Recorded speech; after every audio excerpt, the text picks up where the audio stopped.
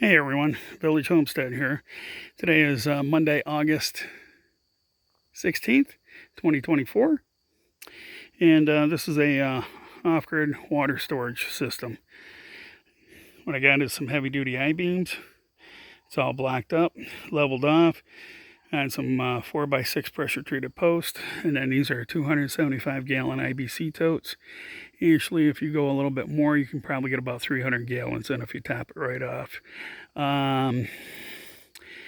They actually go up to 1,000 liters, so that's more than 275 gallon.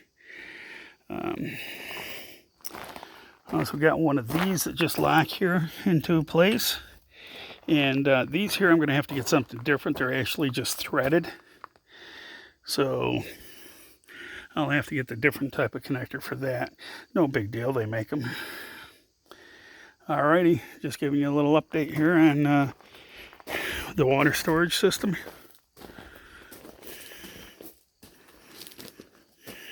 Alright.